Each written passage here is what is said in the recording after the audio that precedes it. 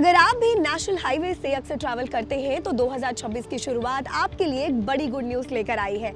NHAI ने FASTag system को और भी ज्यादा आसान और ट्रांसपेरेंट बनाने के लिए एक बड़ा फैसला लिया है।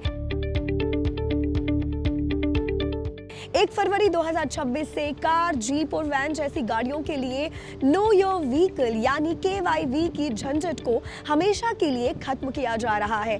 अब तक फास्टैग खरीदने के बाद उसे एक्टिव कराने या वेरीफाई कराने के लिए कस्टमर्स को बैंकों के चक्कर काटने पड़ते थे, जिससे ना सिर्फ टाइम वेस्ट होता था बल्कि टोल प्लाजा पर भी अक्सर टेक्निकल दिक्कतें आती थी।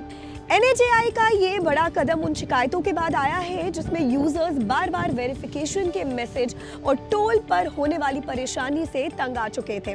सरकार का पूरा फोकस अपफ्रंट सिस्टम पर है, जिसका मतलब है कि सारा काम अब शुरुआत में ही ठीक करना होगा।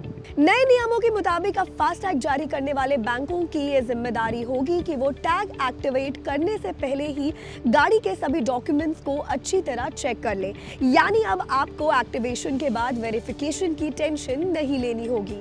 अब सवाल ये है कि आखिर KYV को शुरू क्यों किया गया था। दरअसल इसके पीछे का मकसद गलत क्लासिफिकेशन को रोकना था, क्योंकि कई लोग ट्रक या बस जैसे भारी वाहनों पर कार का फास्टैग लगाकर कम टोल टैक्स देते थे। साथ ही one FASTag one vehicle rule को सख्ती से लागू करना और लूज फास्टैग के इस्तेमाल को बंद करना भी इसका मकसद था।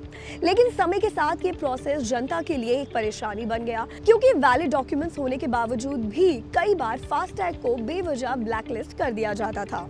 अब 1 फरवरी 2026 से पूरा सिस्टम बदल जाएगा और अब पहले जांच फिर एक्टिवेशन का फॉर्मूला चलेगा। अब कोई भी बैंक तब तक फास्टैग चालू नहीं कर पाएगा जब तक वे सरकारी वाहन पोर्टल से गाड़ी की पूरी डिटेल्स वेरीफाई नहीं कर लेता।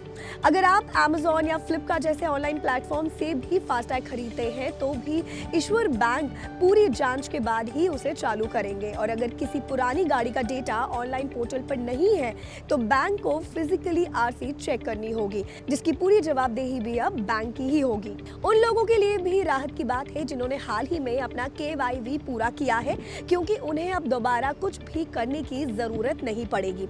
मौजूदा कार मालिकों के लिए अब ये कोई रूटीन रिक्वायरमेंट नहीं रह गई है। आपके फास्टैग की जांच अब सिर्फ तभी होगी जब कोई बड़ी शिकायत मिलती है, जैसे कि फास्टैग को शीशे पर ना चिपकाना या गलत कैटेगरी का टैग इस्तेमाल करना। अगर आप नियमों का सही से पालन कर रहे हैं तो अब आपको फ्यूचर में कभी भी वेरिफिकेशन के चक्कर में पड़ने की जरूरत नहीं है।